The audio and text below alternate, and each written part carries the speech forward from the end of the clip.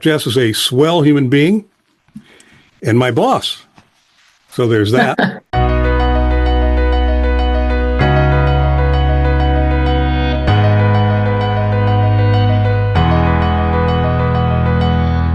Welcome, everyone, to the November 2024 edition of The Impact, a Sustainable CT podcast. For your edification, your enlightenment, and your entertainment, too.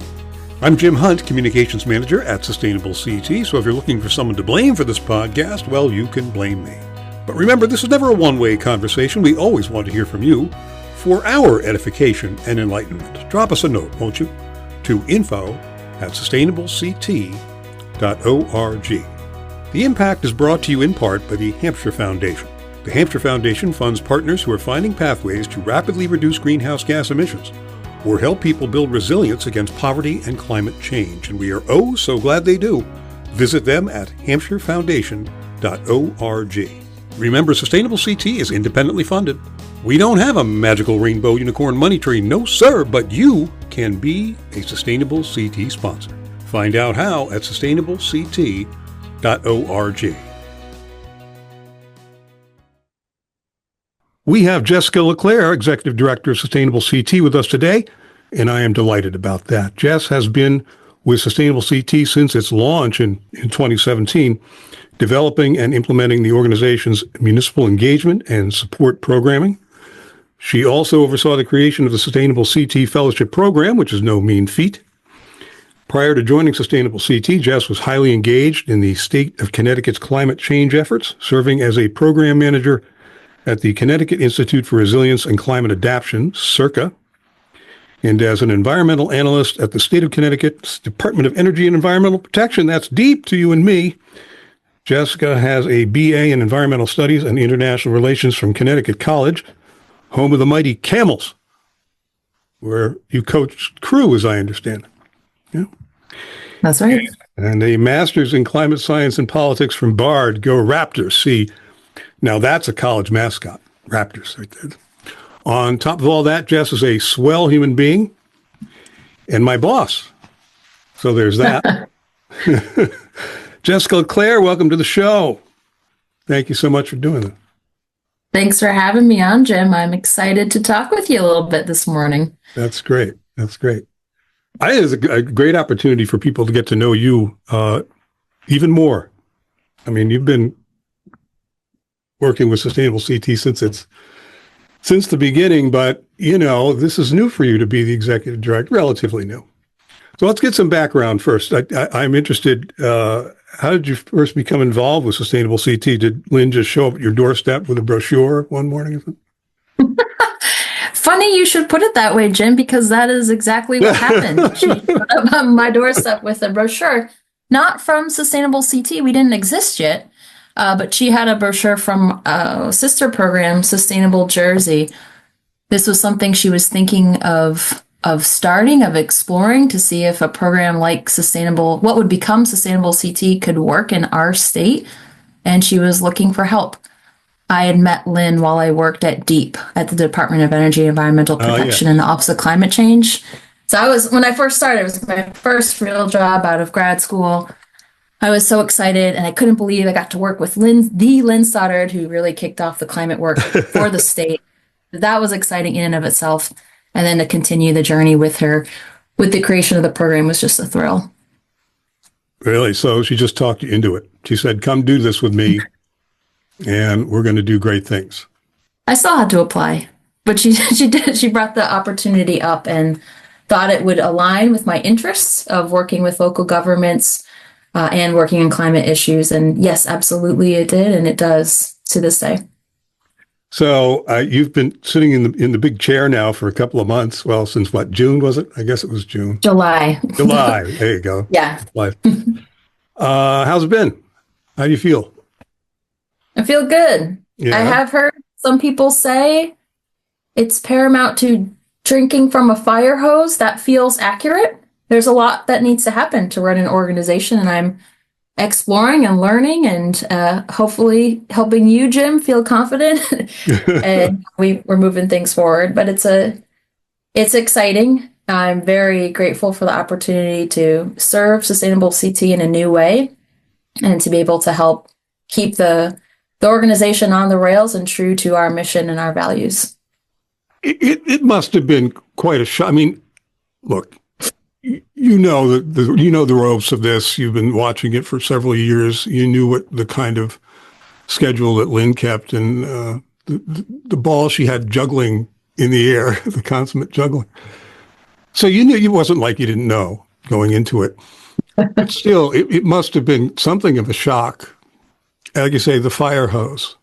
Has it let up at all? Or has it still just been boom? Just boom. It's boom. Some days it wanes a little and you can catch your breath. But it's, there's so much to do. There's so much that could be done. There's a real sense of urgency in the work.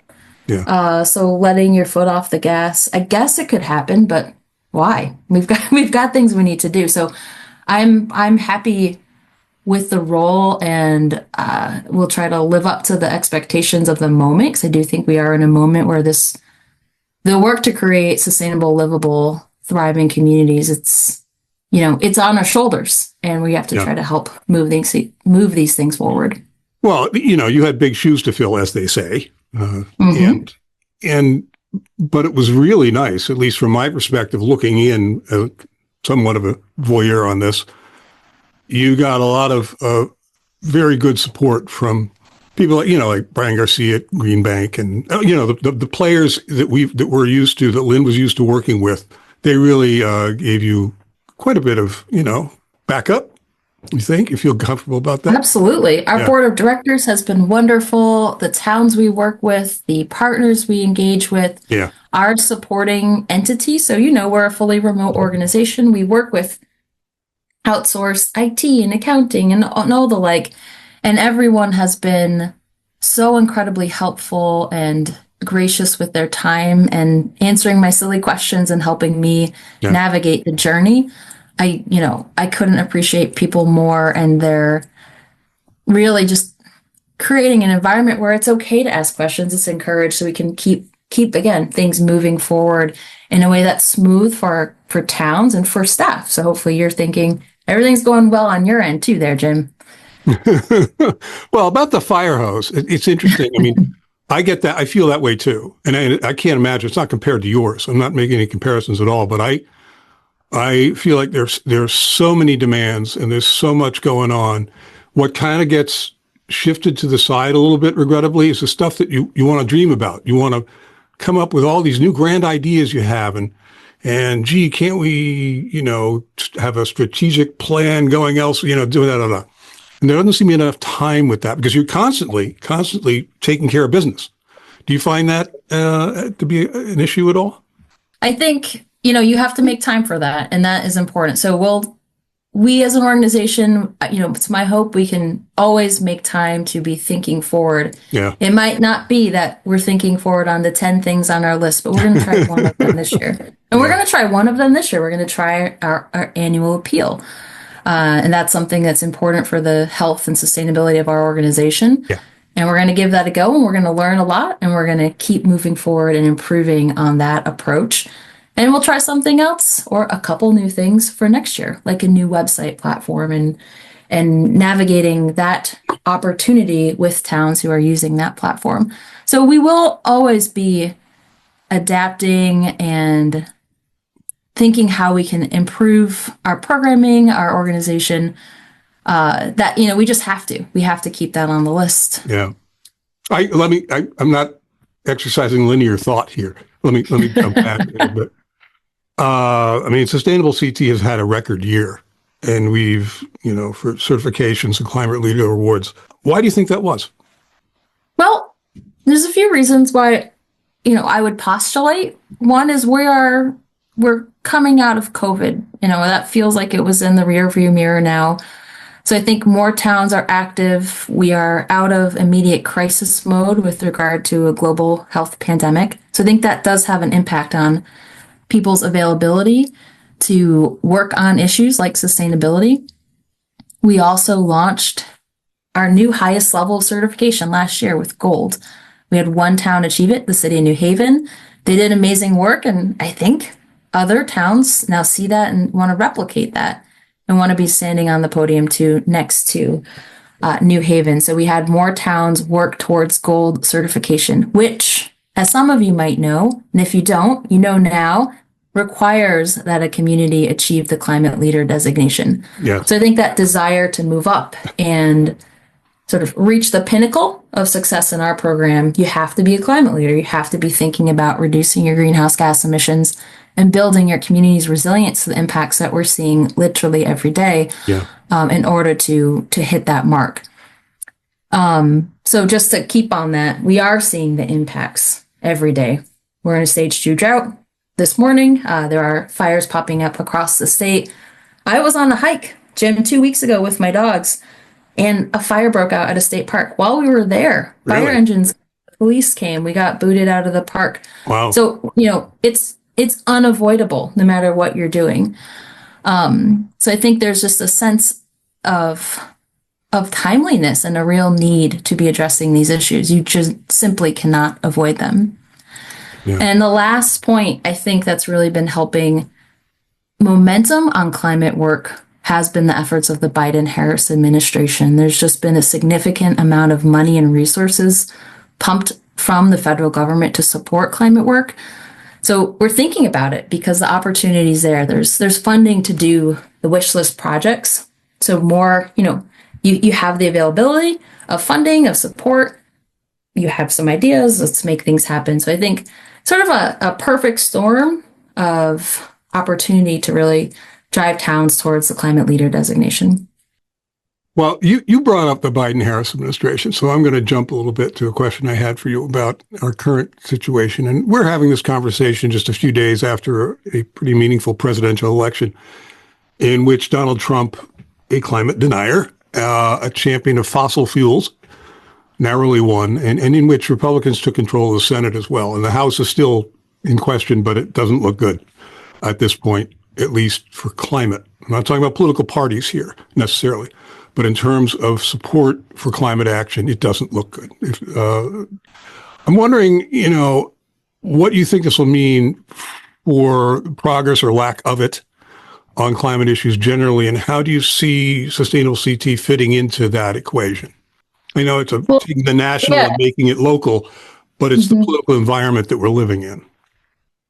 It's more than unfortunate, what happened with the election from a climate perspective in terms of keeping things moving forward, reducing greenhouse gas emissions and strengthening our resilience as a nation.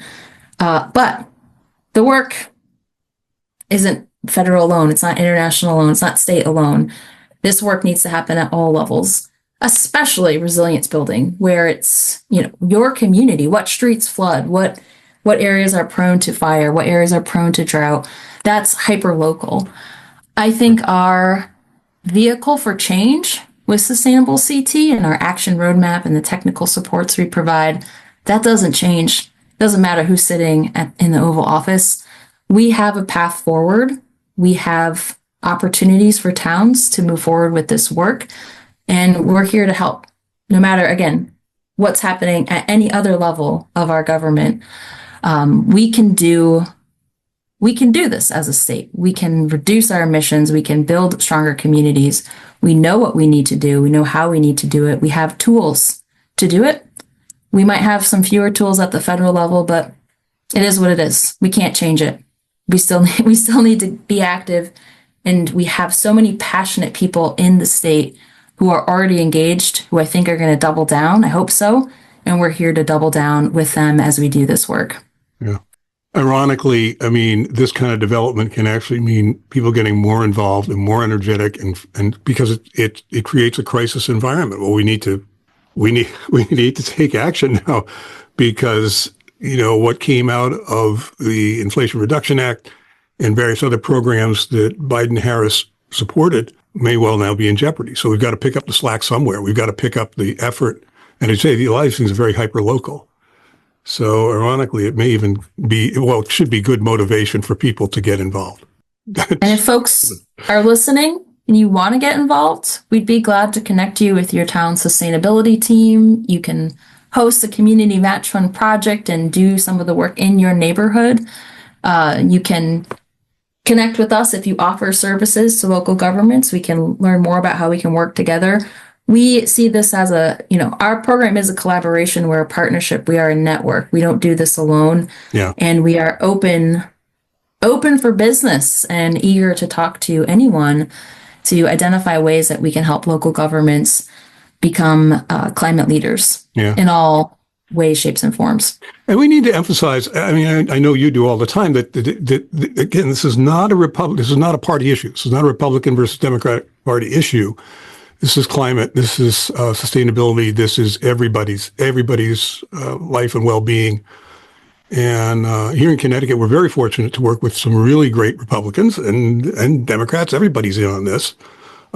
This shouldn't be a divisive issue for us. We certainly know that.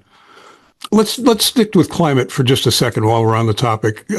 People who may not know, and there are listeners out there who may not know, that at its root, Sustainable CT is a voluntary certification program that provides Connecticut municipalities with a wide-ranging menu, right, of best practices that they can choose to implement in earning points towards certification. And these actions cover everything from environmental impacts to health and wellness, cost savings, community building, and of course, equity and inclusion too. Several years ago, you spearheaded an effort to include a special climate leader designation. You referenced earlier, connected with gold, but it's a carve out. It stands alone. You don't need to get gold to get climate leader designation. You can pursue that independently. Tell us why you did that. Why did you feel it was important to highlight municipal climate leadership the way you did? Well, it was more of a we, but yes, I did help roll it out and talk to a lot of different municipalities on the way to get their feedback. We thought it was important to create the climate leader designation to give towns a roadmap for how to reduce greenhouse gas emissions and build resilience. So I'm going to say that a bunch today because that's really what we're trying to do. We're trying to be good stewards of our climate, at least here in the state and in our towns. We thought about some different approaches. Maybe we would make a specific climate action category. So for those who might be new, we have 12 different action categories like land and natural resources or arts and culture. And within each category is a host of actions that relate to the category topic. So we thought maybe we'll make a climate category and have several different climate related actions. Have a greenhouse gas inventory, have a climate action plan, have a climate resilience plan, whatever it might be. Under our current frame, towns do one action in every category for bronze or silver certification. That's one of our basic requirements. So we thought about having a climate category, but we really were thinking we want to fully embed climate work in all of the actions. So, how could we do that? Could it be a multiplier? So do any one action thinking forward on climate. Yes, for more points, of course. But that got a little confusing. So we kind of looked around the nation. So we are a part of a Sustainable States Network. It is a national network of programs that are similar to Sustainable CT. We looked across all of the programs. I looked at every single program suite of actions or best practices or whatever what we call actions to see how they were addressing climate. And two programs in particular stuck out: the New York Clean Energy Communities Program and the Sustainable Jersey Climate. They have a climate star. At that point, they did. Right. And in each of these programs, they had a specific list of high impact actions that would yield greenhouse gas emission reductions and enhance climate resilience. I thought that was great. We already have an action roadmap of actions, of things that will yield these benefits. Why don't we just look through our existing actions, which is robust, test it. We have action reviewers, we have content experts helping make these actions as good as they can be. We've talked to towns, they're giving us feedback on how we can shape the actions so that they are clear and sensible from the municipal perspective. So we've got a good list. Why don't we look to what our sister programs have done, identify the top actions within this list that will help you as a community be a climate leader and, say, do these actions, and you are a climate leader. We went through several iterations of the action list, what was included and what the requirements would be. And again, so many different municipal leaders from across the state weighed in. We had one-on-one sessions. We had active working group calls, working sessions where people were sharing their feedback. We pushed and pulled and tried all different sorts of things. And we landed at this list. I think it has maybe 31 specific actions on it. There's still a level of flexibility where you can, as a town, you can choose any action you want to choose from the list, achieve a certain number of points, and you're a climate leader. So we kept that flexibility in because every town will be navigating this journey a little bit differently. And I think we're at a good spot. We have learned since launching it, since it's relatively new. We launched it in 2021, 2022. I should know that. Around then, we've learned we should add a couple of new actions here or there. We're thinking about different angles, particularly resilient. So we've built that in, and we'll keep refining as we go. But we think we've got a good list, and it's not easy. Towns work at this one. Sometimes it takes a couple of tries, and that's good because we're clearly not there as a world with regard to climate. So we don't want this to be an easy, right out of the gate, you get it. It's got to be something that we're working towards. Yeah. And you get a footsie. And you get a footsie award, yes. The footsie award, which is a nice thing. It's a nice thing to have. Eunice Foot. She wasn't Eunice Footsie. That's right. But the footsie award. The footsie award. Well, and there's an urgency around this too, and the urgency continues to grow. I mean, aside from the political situation, the political dynamic, which is causing some urgency, there's also the science, which, if anybody's been following this, and hopefully you have, that our window for affecting change here is closing. It's not closed yet, but it's getting, we go year to year with projections of degrees of climate warming. And we've not been able to significantly affect that. There's no, there comes what's the tipping point? And scientists and everybody's kind of, debating that. There's no specific point there, but we do know that the window's closing. And so we need to take action, and that's a sense of urgency that isn't going to go away. So let me ask you, we're also having this conversation a few days before the Sustainable CT Awards celebration. Hoopla!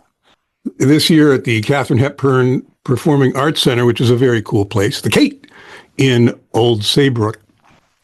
Why do you think events like this are important to the organization or to the program or to how we deal with everybody we deal with in a state level?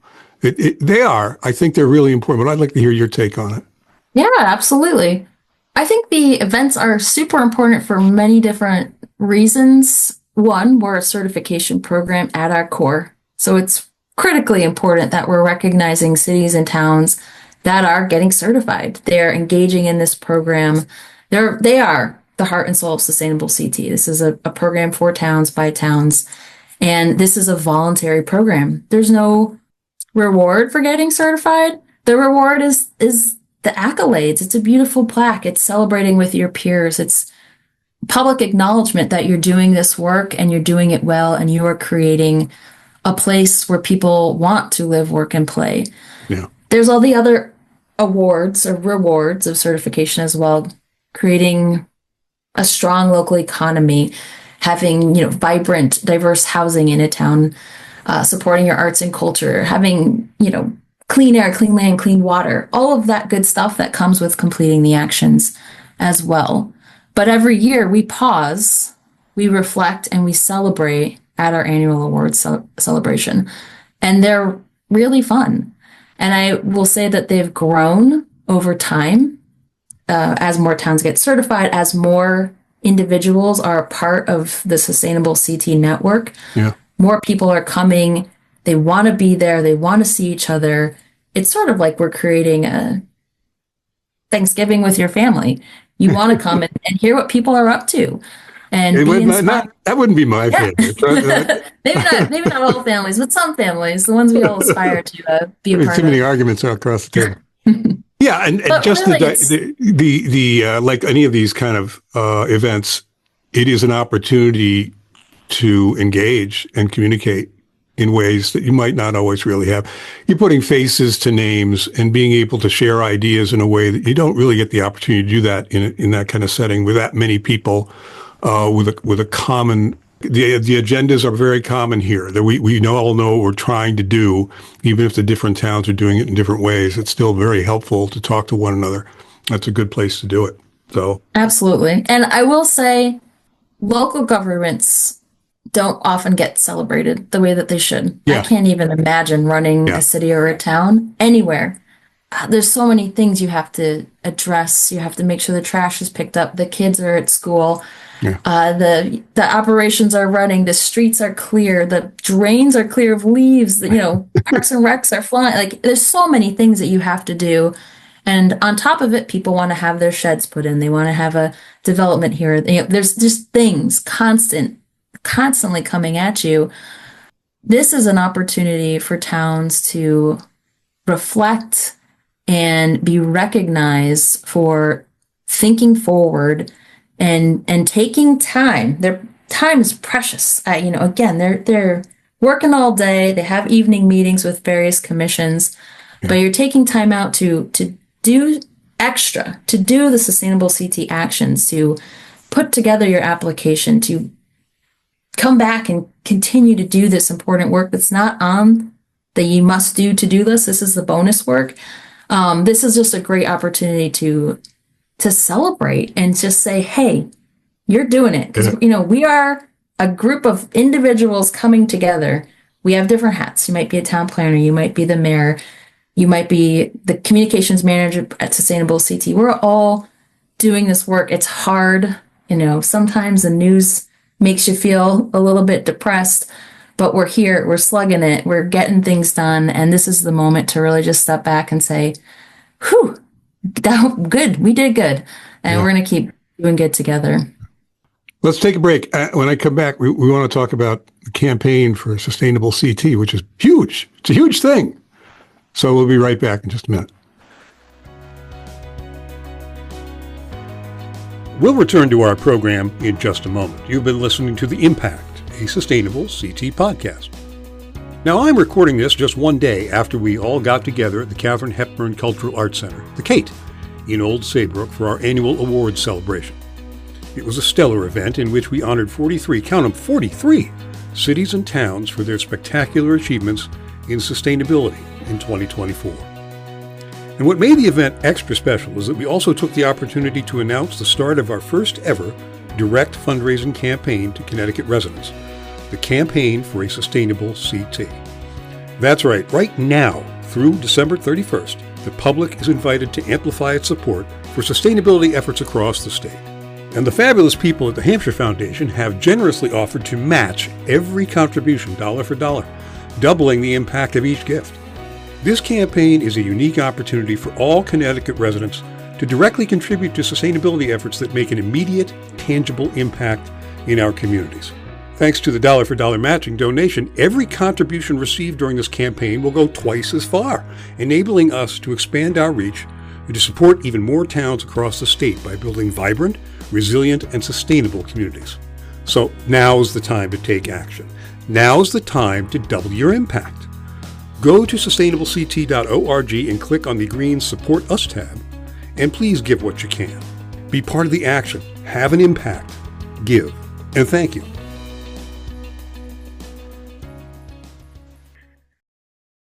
Hello, we're back. We're talking with Jessica LeClair, who is the Executive Director for Sustainable CT, and she's a very busy person, so I'm very happy for her to take time to do this, to talk to us today. Tell us about the Community Match Fund, because that's a big thing, which is a very important part of the Sustainable CT program. How does it work? How is it connected to the core mission? How do you think it benefits Connecticut communities, for that matter? I'd be glad to talk about the Community Match Fund. But first, I have to note that the Community Match Fund is now 5 years old. We hit our 5-year anniversary in September, which is huge. So we launched the Community Match Fund in September of 2019. So if we can think back to global events, that was right before the pandemic started. So you launch a program, it's the holidays, and then the world shut down. Oh my gosh. And this is a program that's all about involving individuals in towns, anyone in a registered sustainable CT town, to host a project and ask their friends and family, neighbors, businesses, whoever, for support to see that project come to life. So how that nature could work during the pandemic, we weren't really sure, but it did, and it flourished, and it has really been a cornerstone of sustainable CT. So what is the Community Match Fund? It is a fast, flexible funding mechanism that is, again, intended to be used by literally anyone who is got a project in a registered town. We have right now 138 of the 169 towns in Connecticut. They're registered. So they passed formal resolutions to join Sustainable CT. They're in.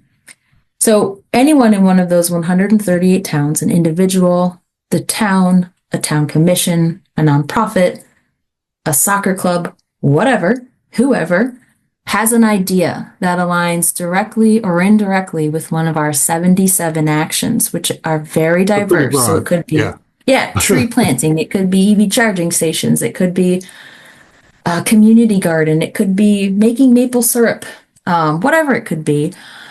You've got an idea that aligns, again, directly or indirectly with one of these many actions. You have a call with us, and we're going to try to get to yes to be able to fund that project. It's a 1-to-1 matching fund, so we'll match dollar for dollar up to $7,500 for most projects and up to $15,000 if the project has a climate benefit, meaning it's reducing greenhouse gas emissions. We really encourage people to bring their ideas. We're not telling you this is for X, Y, or Z. We won't. We want you to tell us what you want to do, how you want to do it, what is it going to cost, and we're going to try to support you.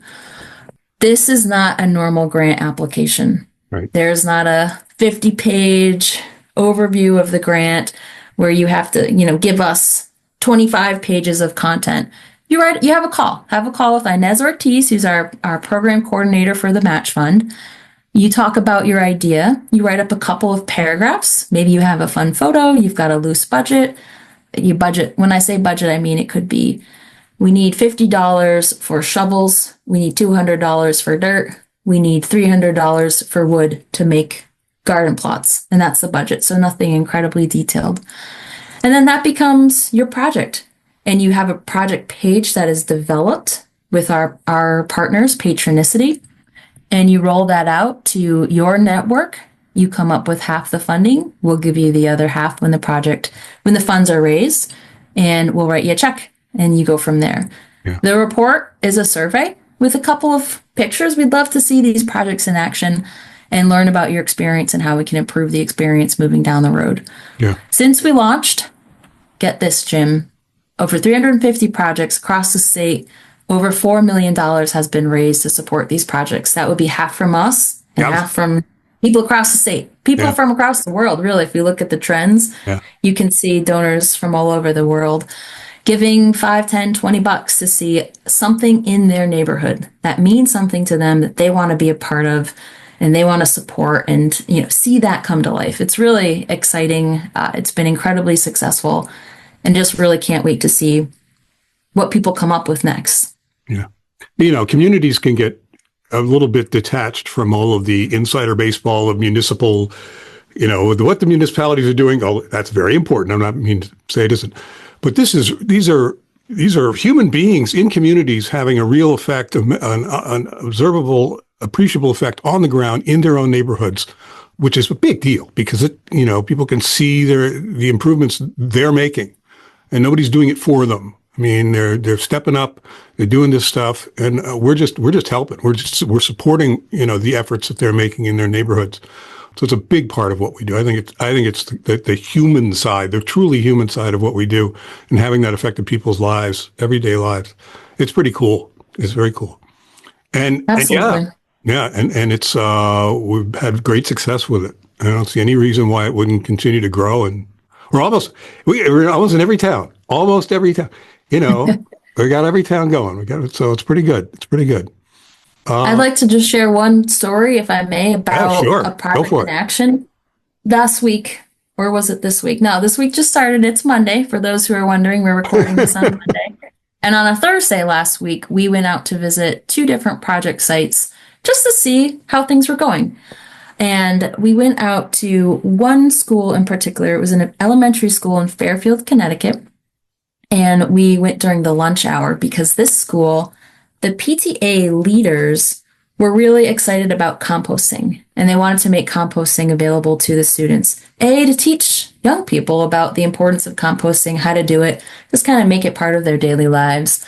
But also, we throw away a lot of food. And that food could be something. It could be compost. It could be something that really supports healthy soils and help us reduce greenhouse gas emissions, save the school money, all of the things. So we went to the school during the lunch hour. They had several different buckets out, and the kids were eating. And then the kids put stuff in the buckets, which doesn't sound amazing, but it really was. Except that it is, yeah. Yeah, to see, 100 second graders and fifth graders walk up to the buckets, know exactly what to do, pour out the beverage in this bucket, take their milk container, put it in this bucket for recycling, take their compostable tray, put it in this bucket, take the tin foil off and put it in this bucket. They weren't even thinking about it. They just went up, boop, boop, boop, did what they need to do. And it was so simple. So the community match funds in this project supported the pickup of the compost. The PTA leaders, the parents, work with the schools, work with the custodians, the cafeteria staff to make this happen in the building. We helped support the pickup of all of the compost that was generated. Fairfield has expanded this to all 11 of their elementary schools, which is amazing. Last year alone, they removed 300,000 pounds of food waste from their waste stream. Yeah. In addition to creating this whole group of young people, again, that this is second nature. This is what you do with your food waste. It doesn't go in this can. It goes in the compost bucket. That's just where it goes. They are scaling it up, which is really exciting. So it went up until, I think, the top of their elementary school is 5th grade. So as the 5th graders graduated and went to the middle school, they now have it in the middle school with the 6th graders. Oh, that is very cool. Continue it. And this class is sort of going to be the compost ambassador, bringing it up the way until it's just normal for all schools, for all students. That's a great evolutionary process. The kids grow up in the next class and they bring it with them. Yeah. The cascading impact. And that's one project. One project. So you give $20 and you're going to support composting in young people's lives for the rest of their life. Truly amazing. And this is happening out across the state in all sorts of different areas and all sorts of different topics, towns, audiences. It's unknowable, the real impact, but we know that it's tremendous and just something that's incredibly exciting to think about. Yeah. Now, this you mentioned it earlier, but this is pretty exciting that this is the first year that Sustainable CT is engaging in a direct fundraising appeal to Connecticut residents. The Campaign for a Sustainable CT. That's good. What is it? How is the campaign structured aside from the obvious, trying to find money? Why do it? I mean, what do you hope to accomplish with a direct appeal to Connecticut residents? Well, there's a few reasons why we're offering the campaign, and I do think it's an offering for people who want to support this type of work, but maybe you're super involved. Maybe you are already leading a match fund project. Maybe you are on your town sustainability team, but maybe you're not. For whatever reason, you're busy, you don't want to, whatever it is, it's all good. This is a judgment-free zone, but you do want to support these types of issues, and you can do it. You can give $5, you can give $20, you can give 10,000 if you want. But it's another opportunity for people to be a part of the movement. We are creating a movement. We have a network of amazingly passionate individuals across the state, from elected officials, municipal staff, community volunteers. If you want to join us and move these things forward, you're welcome to. And one way to do that is by supporting the work financially. We love to support towns. We have a lot of different programming available to help towns and navigate our actions. We'd love to continue them and keep doing more and identify with communities different ways we can support them. We all know this stuff isn't free. So we are asking for help to do this work and continue to build the state where, we're all proud to live in, and we see a place for everyone. Sure. It's one thing to ask for money. It's quite another to just be engaged. And this is an opportunity for us to really reach out and engage with people and tell the story of what we're doing and the impacts that we're having in the state. So it's kind of a vehicle in that respect from a communications perspective. This is the kind of thing that really does well for us in getting the message out. It'd be great if you could contribute some money too, because as you say, it takes money. We're doing a lot of good work. And the thing about this campaign is that we have a very generous benefactor who is matching the donations. Any donations is made are going to be matched. That's huge because it means you give $10, it's going to mean 20. And do the math. You give $10,000, it'll mean $20,000. And it runs through December 31st. So it's not forever. We're not doing this forever. We're coming to you, one time a year here. First time out. We really want to try to make it a success. And every dollar you donate will be doubled. So good reason to maybe take a look at us and give what you can. Yeah, and give what you can. And we appreciate it. Anything that people can do to support us, we're so grateful for, and know that it will be used directly to help towns do the work to create livable communities. Yeah. Now, the campaign runs officially from November 13th, which was a couple of days from when we're recording this, through December 31st. But you can beat the holiday rush and donate now. You really can. Just go to sustainablect.org, and there's a Support Us tab, a little green tab on the side of the site. And just go there and give what you can. And look around. While you're at our site, look around, see the things we do, see all the impacts that we are having. And we want to continue to have and continue to grow. So your money would be well used.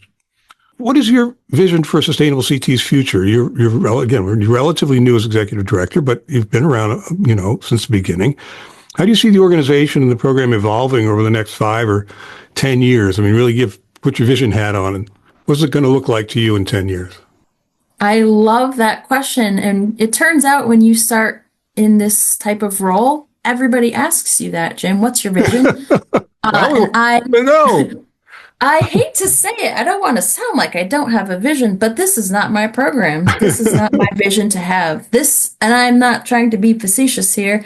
This is our program. Oh, that's good. Our program. For towns by towns. We've said it a few times. That is the intrinsic je ne sais quoi, whatever it is. That is who we are. This is a program, voluntary program, that communities do on top of everything else they do to build a place that they want to live in. That is not for me to say what that looks like. We provide a vessel to support towns. We learn from them. What do you need? You need extra hands. You need technical supports. You need funding. How can we make that happen? Yeah. We have our action roadmap. We have a guide. We're always trying to refine that action roadmap. So we're moving forward together in a way that is truly sustainable and responsive to the current needs of the world and the future needs. That's environmental needs. That's humanity needs. That's housing needs and everything in between. So my vision doesn't matter. It's really, what is our vision? How do we want to move forward as a state? And we're going to keep asking you. We're going to keep asking towns, how can we do this better? What would you like to see? What are the pressing issues for you as a town? And how can we build that into the program so that it works for them? Again, this is voluntary on top of everything else a community has to do. Yeah. This needs to work for them. It needs to bring value to their operations. Now, some things I'd love to see is we continue to evolve. We continue to have actions that meet the moment, that evolve with science, that follow sustainability trends, that respond to the needs of our state. I'd love to see more people involved, so more people in towns, on town sustainability teams. And we're brainstorming how we could help communities recruit more individuals to support their efforts.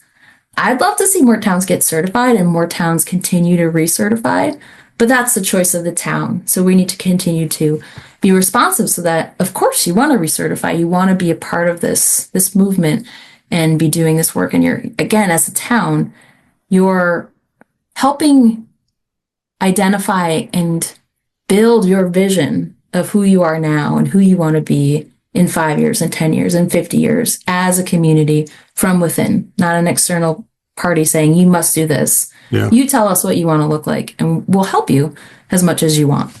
Yeah. I mean, you're absolutely right that the organization was founded by towns getting together and talking about what they needed for support. It was very driven very much by towns and for towns. And as a result, we're kind of predisposed to responsiveness, right? I mean, if towns come to us, towns or people within that town, or so they come to us and give us ideas or suggestions or things to talk about what they need to be able to do their jobs better, we respond to that. It's not like we have, like you said, we have a vision that they then have to adapt to. It's more the other way around. We're trying to support them and be adaptive to what they need. So I can see that happening. I think one of the things, I mean, just sheer numbers, it'd be nice in 10 years to have every town in Connecticut registered. That'd be great. Yeah, that would be great. We're gonna get that done. We're gonna get that done. That's absolutely for sure. Sure. You know, sustainable CT works hyper locally, really, to affect change, and yet the problems we face, certainly with respect to climate change, are so large and can seem so overwhelming at times. And our mantra is, local action, statewide impact. So there's that philosophy of cumulative effect kind of baked into this, which is good.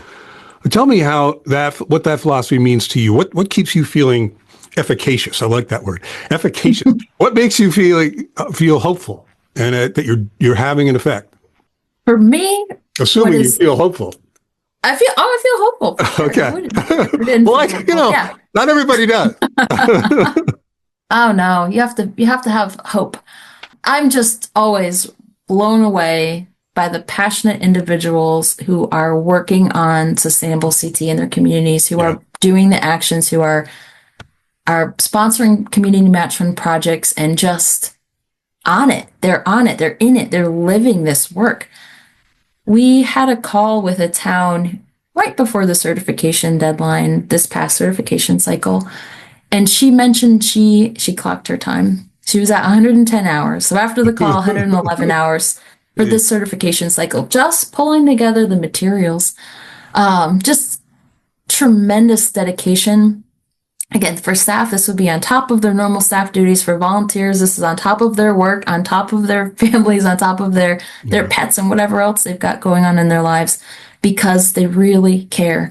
People are giving so much time to build cities and towns that are whole, that are complete. It's amazing. We just have so many rock stars that we get to work with that I'm inspired by their energy levels. I desire to have their energy levels, one, but also just their real passion and their willingness to get down into the nitty gritty. It's not just topical.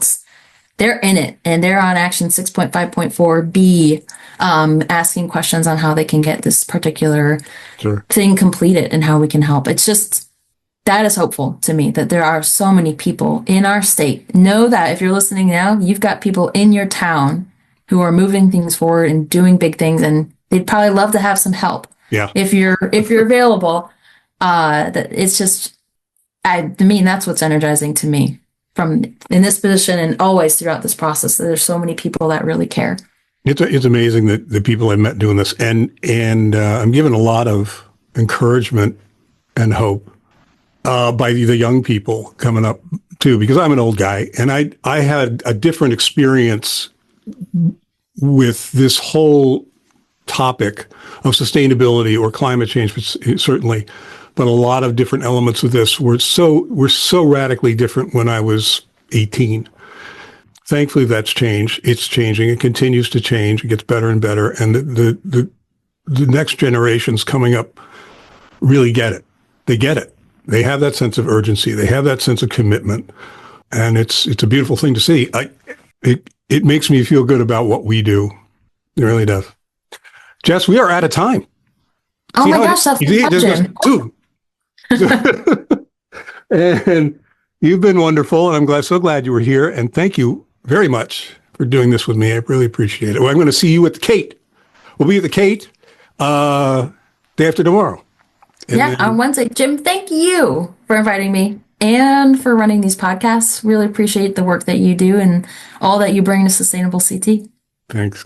I appreciate that. So we will keep on keeping on. Thank you. We hope you've enjoyed today's edition of the Impact, a Sustainable CT podcast. As always, this program is recorded, produced, and copyrighted, by Sustainable CT. Thank you for your interest. Thank you for listening. Thank you to our sponsor, the Hampshire Foundation. Thanks again to my good friend and benevolent overlord, Jess LeClair, for everything she does to make Connecticut a better place. And thanks to you for donating whatever you can during our campaign for a Sustainable CT. And thanks to everyone for taking local actions that have a statewide impact.